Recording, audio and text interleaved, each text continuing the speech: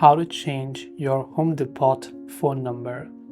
If you want to change your Home Depot phone number, you can either use the Home Depot website by going to homedepot.com, or you can download the Home Depot application.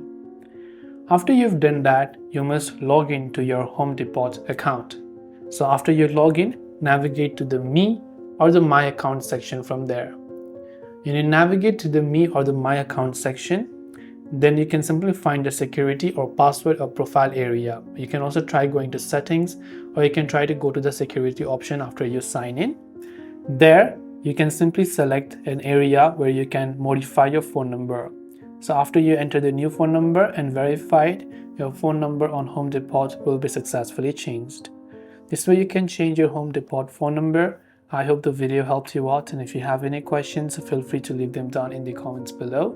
As always, thanks for watching till the very end of this tutorial, and see you soon in the next video.